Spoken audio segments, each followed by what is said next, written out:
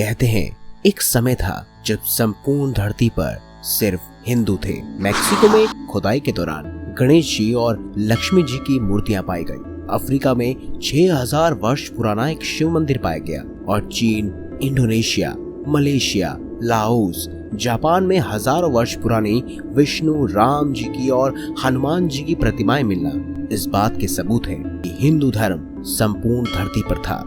लेकिन अब सवाल ये उठता है कि जब हिंदू धर्म इतना पुराना है, या यूं कहें कि सबसे पुराना है, लेकिन फिर भी हिंदू धर्म को आम क्यों नहीं समझा जाता है? आप देख रहे हैं मिस्टीरियस हिंदू, जहां सिर्फ और सिर्फ हिंदू धर्म से जुड़े ऐसे रहस्य तथ्यों की बातों को हम सामने लाते हैं जिसे सुनकर आप भी कहेंगे हमें हिंदू होने पर गर्व है। तो चलिए उठाते हैं एक खास रहस्य से पर्दा, बात करते हैं क्या आखिर सचमुच हिंदू धर्म संपूर्ण धरती, संपूर्ण विश्व में फैला हुआ था? क्या वही सबसे पहला धर्म था?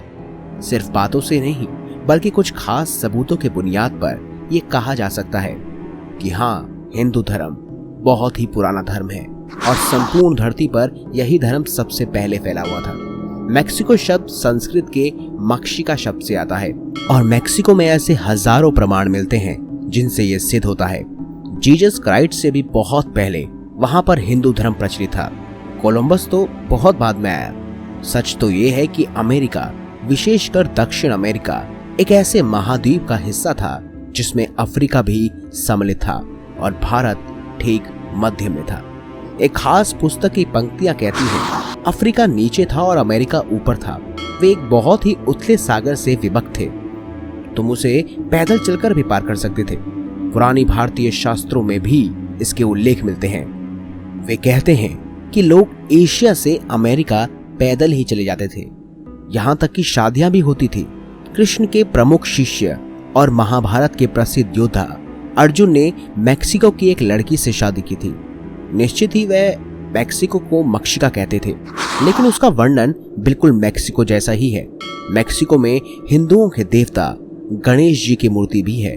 दूसरी ओर इंग्लैंड में गणेश जी की मूर्ति का मिलना असंभव सा लगता है।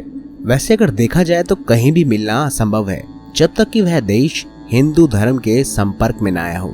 जैसे सुमात्रा, बाली, मैक्सिको, इन सब में हिंदू धर्म होना संभव है, लेकिन और कहीं नहीं जब तक वहां पर हिंदू धर्म ना रहा हो। हम जो ये कुछ उल्लेख कर रहे हैं, अगर आप इसके बारे में अधिक जानकारी पाना चाहते हैं तो आप सबको भिक्षु चमन लाल की पुस्तक हिंदू अमेरिका देखनी पड़ेगी, जो कि उनके जीवन भर का शोध कार्य है। ऐसी बहुत सी किताबें हैं जो कहती हैं कि हिंदू धर्म सबसे एडवांस धर्म था जो भूतकाल और भविष्यकाल दोनों को आपस में जोड़ता था। An endless chain that can only manage by Hindu gods. जब हम इतिहास की बात करते हैं तो वेदों की रचना किसी एक काल में नहीं हुई, ये समझना बेहद जरूरी है। विद्वानों ने वेदों की रचना काल की शुरुआत 4500 ईसा पूर्व में मानी है, अर्थात ये धीरे धीरे रचे गए और अंत में कृष्ण के समय में वेद व्यास द्वारा पूरी तरह से वेद को 4 भागों में विभाजित कर दिया गया। अब आप में से बहुत से लोग बोलेंगे कि ऐसा संभव कैसे है कि हिंदू धर्म इतना पुराना है। लेकिन दोस्तों, ये तथ्य भी नहीं नकारा जा सकता है कि कृष्ण आज से 5500 वर्ष पूर्व थे। जी हाँ, उनके अस्तित्व के कई सारे प्रमाण मिलते हैं। उनकी द्वारका नगरी, अटलांटिका सागर में मिला एक सुदर्शन चक्र। सिर्फ यही नहीं, कई ऐसे सबूत हैं जो साफ तौर पर इस बात की तरफ इशारा करती है कि हिंदू धर्म ही विश्व का सबसे पुराना धर्म है।